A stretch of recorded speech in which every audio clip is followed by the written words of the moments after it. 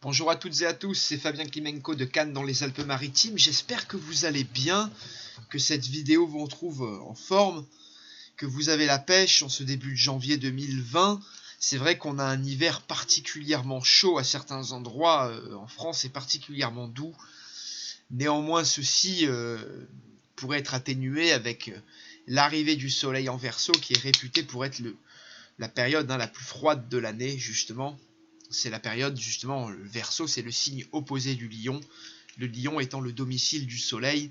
C'est vrai que quand le soleil transite le Verseau, il est dit en exil, et donc dans un signe qui est opposé à son domicile, et c'est vrai que d'où le froid qui caractérise cette période de l'année dans l'hémisphère nord.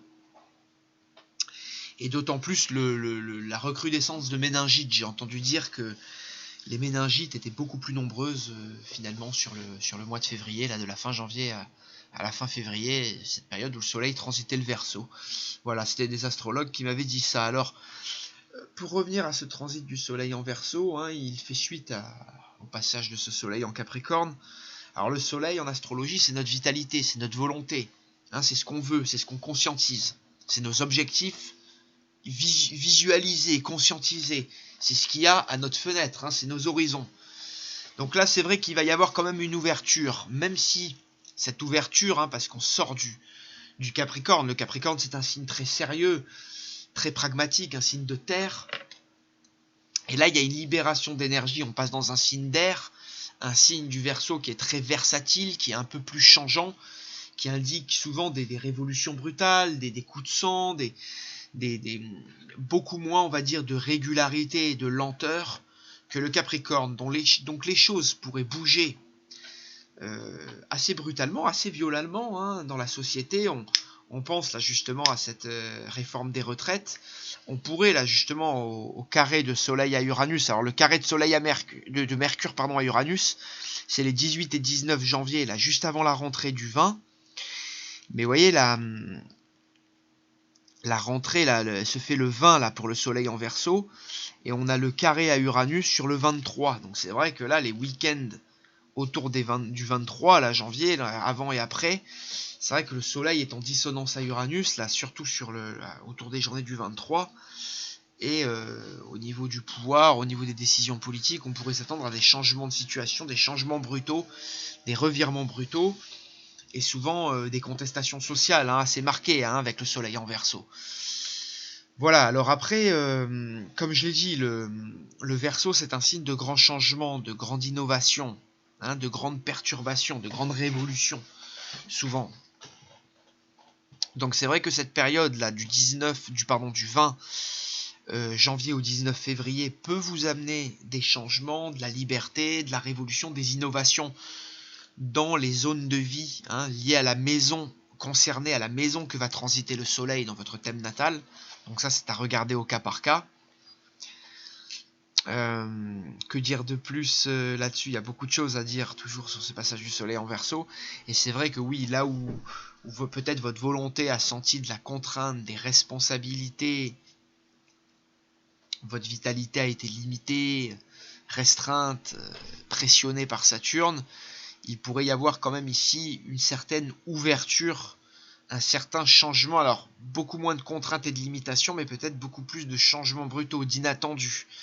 Alors attention justement pour les premiers décans des signes fixes qui sont toujours marqués par la dissonance uranienne, et c'est vrai que les premiers décans des taureaux, des lions, des verseaux et des scorpions pourraient justement subir là sur le passage du Verseau dans le premier décan. Je vais y venir après là un peu plus tard à donner les dates, mais pourrait venir sur ces périodes là avec des petites contrariétés, et le soleil pourrait venir, le transit solaire dissonant pourrait venir renforcer le transit dissonant d'Uranus. C'est un fait à prendre en compte. Alors, c'est vrai que pour revenir au soleil en Verseau, le soleil c'est notre vitalité, et le Verseau c'est un signe qui n'est pas très bon pour le soleil, avec la balance en termes de... C'est les signes dits d'exil et de chute. Alors en Verseau, le soleil est dit en exil. Alors c'est vrai que le dos, le cœur, la circulation du sang, le plexus solaire, les mollets, mais ces nombreuses parties du corps pourraient vous concerner votre vitalité sur la période, on va dire, du 20 janvier au 19 février. Voilà, donc il faudrait porter une attention particulière sur ces zones du corps, tout comme le système nerveux, hein, le Verseau est contrôlé par le Verseau contrôle tout le côté nerveux du cerveau, hein, tous les côtés pétage de plomb, hein, dissonance on va dire psychique, hein, tout ce qui est la marginalité, un peu les troubles antisociaux. Uranus et le Verseau ont toujours un lien assez particulier à ça, hein, et à la marginalité. Aux gens qui sont souvent un peu des gens à part, des électrons libres. On va en parler en fin de cet audio, en parlant de la description du signe du Verseau. Donc c'est vrai que prenez soin de toutes ces choses-là, tout comme de la circulation et de la respiration en général. Hein, le Verseau, c'est la circulation des énergies. Voilà. Souvent la circulation sanguine. Et c'est également la circulation de l'air dans le corps. Voilà, donc la respiration. Et les bronches, de toute façon qu'en ce moment il y a beaucoup de grippe, de gastro, mais surtout de grippe. Donc prévoyez votre vitalité en général là, sur les dates indiquées, selon votre décan concerné. Donc c'est vrai que ce passage en Verseau va être plus ou moins bénéfique pour les Verseaux, hein, la plupart, hein, donc ils vont fêter leur anniversaire, donc là encore une fois à voir au cas par cas pour ces signes. Très bénéfique également pour les Gémeaux et les Balances, c'est un très bon passage également pour les signes de feu que sont le Bélier et le Sagittaire. Alors comme je l'ai dit, les signes par contre fixes devront prendre soin d'eux, surtout les premiers décans. Je vais donner les dates, mais les signes fixes en général qui vont être atténués, un peu contrariés par ce passage Verseau, ça va être les Lions, les Taureaux, les Scorpions et certains Verseaux. Dans une moindre mesure, certains Cancers et certaines Vierges seront bousculés par le transit solaire. Il peut causer quelques petits soucis, mais vraiment dans une moindre mesure. Encore une fois, c'est à voir au cas par cas. Et à voir dans quelle maison va transiter votre soleil. Alors le soleil va transiter le Verseau du 20 au 30. Alors il va transiter le Verseau du 20 au 19 février. Donc les personnes qui seront nées le 19 février, pour certaines seront déjà Poissons. Celles nées en fin de journée du 20 janvier, seront déjà Verseau. Hein. Donc du 20 au 30, le soleil va transiter le premier décan. Et donc tous les signes dont j'ai parlé précédemment, les premiers décans de ces signes vont être très concernés, donc attention aux signes fixes, hein, que j'ai évoqué un peu plus tôt. Donc du 20 au 30, premier décan du Verseau, le soleil passe sur le premier décan du Verseau, donc tous les premiers décans des signes que j'ai évoqués concernés. Du 30 au 9 février, donc du 30 janvier au 9 février, ce sont les deuxièmes décans de ces signes qui sont concernés. A noter que le 9 février, c'est également une date de pleine lune, et donc du 9 février jusqu'au 19 du même mois, ce seront les derniers décans de tous ces signes qui seront très impactés par le passage du soleil en Verseau. Alors les Verseaux, c'est vrai que leur maître mot c'est un peu la liberté, hein. C'est un signe fixe d'air et pas d'eau, contrairement à ce que l'on pense, hein. Il est gouverné par Uranus et Saturne, et donc c'est souvent des gens hors sol, hein, des électrons libres, des originaux, des savants fous, des indépendants, des anticonformistes, les Verseaux, hein. C'est le signe pour moi le plus associé à la liberté avec le Sagittaire. Hein, les Verseaux ou les Uraniens, ils s'intéressent souvent aux grandes causes humanitaires, à s'associer, à collaborer avec les autres. Hein, même s'il est très réceptif avant tout à sa liberté, à celle des autres, tout comme à son émancipation personnelle et à l'émancipation des hommes en général. Hein, donc tant au niveau familial, relationnel que professionnel. Hein, c'est quelqu'un d'assez fidèle en amitié, mais c'est vrai que comme je l'ai dit, c'est souvent un homme assez solitaire, un savant fou, un électron libre. Il aime sa solitude, le Verseau, hein, pour parfois mieux se recentrer, se retrouver. Alors le natif ou la native Verseau, ça peut être l'ascendant ou celui qui a une dominante uranienne ou une dominante Verseau, une dominante maison 11 dans son thème, ou justement hein, qui est marqué par un amas ou un stellium, donc un amas stellaire en Verseau à sa naissance, c'est presque toujours un éveilleur de conscience. Hein, quelqu'un qui aime libérer l'autre de son carcan, qui aime lui aussi à s'émanciper personnellement. Hein, c'est souvent quelqu'un qui aime libérer les autres d'une quelconque prison, physique ou mentale. Mais dans ses défauts, le Verseau est quelqu'un de très impatient, explosif, brusque, imprévisible et versatile. C'est le moins qu'on puisse dire. Et il ne fait pas beaucoup d'efforts pour être agréable si on ne lui plaît pas. Il peut être même parfois amoral et désobligeant. Il peine parfois à montrer ses sentiments profonds à ses proches, car il met très souvent tout le monde sur un même pied d'égalité. Ceci peut se manifester parfois par prêter et donner plus d'attention ou d'amour à des inconnus plutôt qu'à son cercle proche, qui ne se manquera pas de lui reprocher et de parfois violemment lui signaler. Dans les plus mauvais cas, les Verseaux signent les dérangés mentaux, les gens aux troubles à la personnalité antisociale, les illuminés, les marginaux, les anarchistes et les révolutionnaires. Mais comme il comprend tout très rapidement et qu'il n'est pas forcément toujours très tolérant, il peut trouver l'autre facilement lent ou stupide. À ce sujet, et plus que d'autres signes, le Verseau doit développer la coopération et l'association. C'est un signe qui doit s'ouvrir aux autres, qui doit parfois un peu moins prendre les défauts de son signe opposé, le Lion. Le Verseau doit être moins égoïste. Il doit être moins autocentré. Il doit moins penser qu'il est le centre du monde. Et il doit justement cultiver des valeurs Lion, mais qui sont aussi celles du Verseau, de l'honneur, des valeurs morales, des valeurs honorables, des valeurs de coopération, d'entente entre les gens, des valeurs où on peut à la fois guider comme le lion, mais sans justement avoir cette marque d'autorité. Il y a un côté, comme je l'ai dit, très liberté, voire libertaire dans le Verseau. C'est d'ailleurs pour ça aussi, j'ai vu qu'en amour, il en fait souvent des libertins, des gens qui ne veulent pas s'attacher, et des hommes au comportement amoureux pas toujours très facile à vivre. Voilà. C'est vrai que le Verseau, pour revenir un peu aux marginaux, aux illuminés, fait des gens comme Kim.com, le pirate informatique. Il peut faire des gens comme Dieudonné, qui est connu pour être un marginal et un électron libre, et quelqu'un de très controversé, mais il peut faire des cas beaucoup plus, on va dire, pathologiques, comme par exemple Nordal Lelandais, vous voyez. Donc on a vraiment des dérangés mentaux souvent en Verseau. Voilà. J'ai pas trop d'autres exemples qui me viennent là en ce moment, mais j'ai également, oui, Anders Breivik, qui était un gros dérangé Verseau, qui a fini par faire les attentats d'Oslo et du Toya. Et c'est vrai qu'il était marqué par une énorme dissonance uranienne et une conjonction Soleil-Mars très inquiétante en Verseau, de mémoire. Un thème à réexplorer, un thème aussi, malheureusement, un thème à glacer le sang.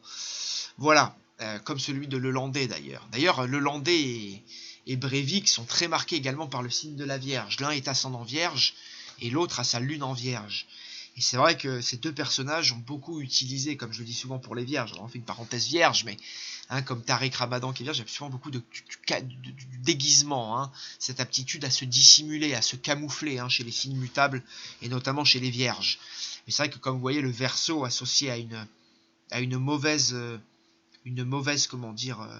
configuration peut créer des dérangés mentaux et des gens qui ont de gros problèmes mentaux. Alors souvent ça en fait des gens très indépendants, et c'est vrai qu'avec la Vierge, j'ai beaucoup vu de Verseau Vierge informaticiens ou avec des métiers, c'est des gens très nerveux généralement, de l'esprit très cérébraux. Voilà, donc pour revenir vraiment à ce passage, vous devriez vraiment regarder la maison dans laquelle va passer le soleil. Voilà.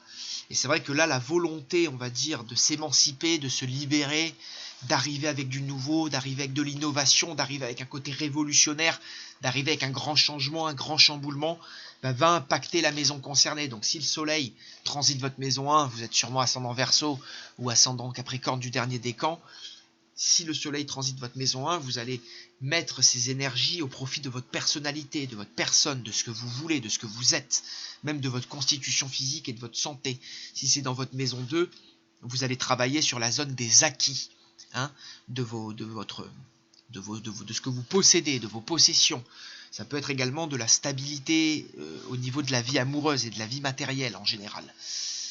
Si c'est de votre maison 3, ça sera une très belle période pour tout ce qui concerne les petits déplacements, les contrats, votre manière de communiquer, de penser, l'entourage, les frères, les sœurs, votre voisinage.